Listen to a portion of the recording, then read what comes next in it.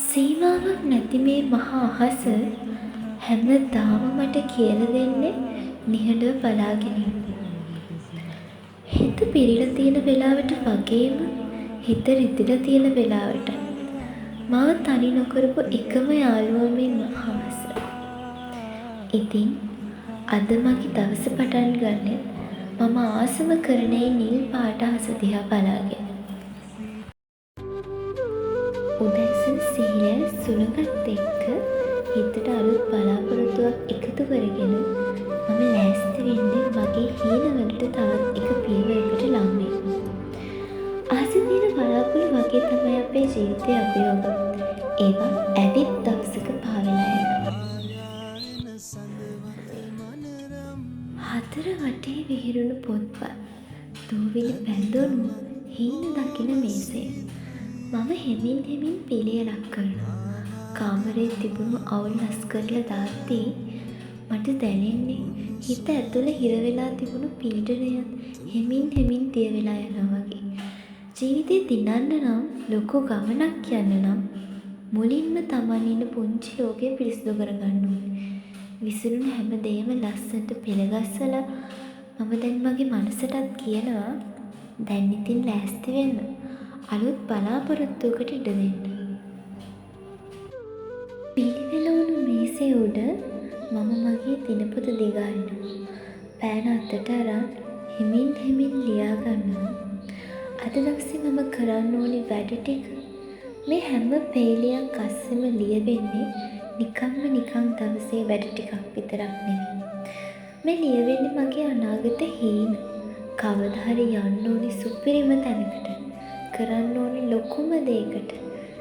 මගේ හිත ඇතුලේ තියෙන බලාපොරොත්තු. මම මේ කොළ කෑල්ලක් උඩ සලකුණක් කරනවා. අද දවසේ මේ පුංචි වැඩ ටික සාර්ථක කර ගැනීමට මගේ ඒ ලොකු හේනවල මාව රැගෙන යන රහසේ පිය ගැටපේ. පාට ගෑවිකසේ බාලුව සැඟව කියා පාලු අම්බරයේ තේ තුන්නක් ඇදිලා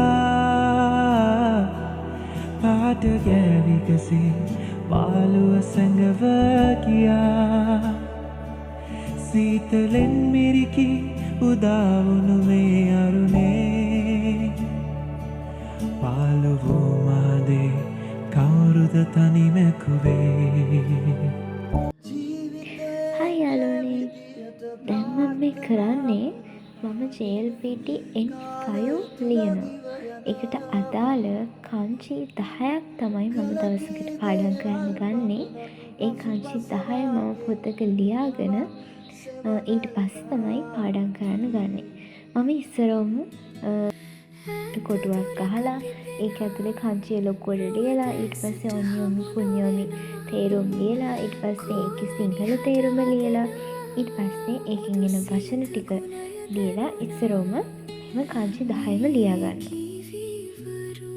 කාංචි ලියලා ඉඳි මොන වැඩේ බලන්නකෝ. එළිය වලට පේනවද දන්නේ එළිය හොද්දටම වහිනවා. මම ඉතින් චුට්ටක් ජනේලේ ඇරලා බැලුවා. හරිම ලස්සනයි. ඊට පස්සේ මම ආයෙත් මගේ වැඩ කරන්න පටන් ගත්තා. මම ඊට පස්සේ ඒ කාංචි වල කාංචිය දීපින වචන වල කාංචියේ තේරුම හයිලයිට් කරගත්තා. කාංචියේ ඉදලා තියෙන තැන හයිලයිට් කරගෙන ඊට පස්සේ ලස්සන ස්ටික් එකක් එහෙම පොතේ අලවගෙන මේ විදිහට A4 sheet එකක් කරන් මේක හතට බෙදලා මේ වගේ කාඩ් එකක් විදිහට හදාගත්තා. ඊට පස්සේ මම අද පාඩම් කරන්න ගන්න කාංචි 10 ඒ විදිහට ඒ කොළවල ලියාගත්තා. මේ තියෙනම මේ ලියාගත්ත කාංචි ටික. දැන් මම කරන්න යන්නේ මම ගාව CR පොතක් තියෙනවා. මම දැන් ගත්ත කාංචි 10 තමයි මේ තියෙන්නේ.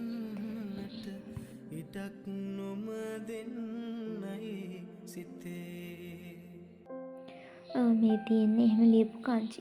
ඊට පස්සේ මම CR පොතක් අරන් ඒකේ මම කොටු 6කට බෙදාගෙන කොටු 8කට බෙදාගෙන මේ විදිහට කොටු 8කට බෙදාගෙන හරිමදින් ඉරක් ගහලා ඊට පස්සේ මේ විදිහට කොටු 4ක් එක කාංචියකට අරන් පහලට මේ විදිහට කාංචි ලියනවා.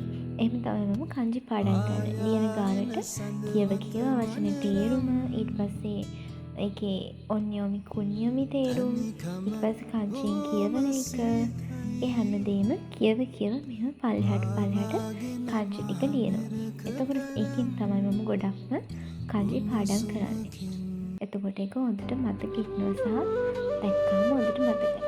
ඊට පස්සේ මම අර වගේ ලොකු ලියාගත්ත A4 ෂීට් එකේ ලියාගත්ත කාඩ් එක අරන් මාරු කර පොඩි ගේම් එකක් වගේ කංජි මතක් කරනවා.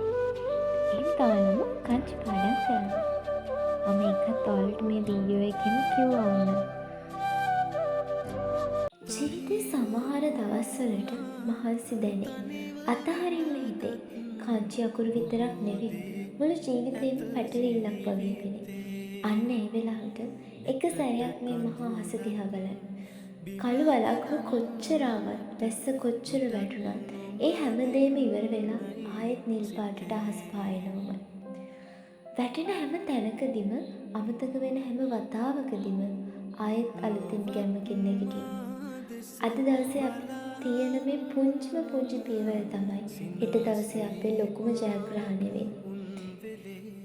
ඉතින් මගේ මේ පුංචි නිසදස් බ්ලොග් එක ඔයාලටත් හිතට පොඩ්ඩක් හරි ගැම්මක් ආවනම් වීඩියෝ එකට ලයික් එකක් දාලා channel එක subscribe කරලා මට support එකක් දෙන්න. හිතේ තියෙන හීන පස්සේ මොන වෙතේ දුවන ලස්සන හෙට දවසක ආයෙත් හම්බෙමු. හැමෝටම සුබ රාත්‍රියක්. හැමෝටම ජය වේවා. ඔබ මහලද පින් ඇතිය සිතන්න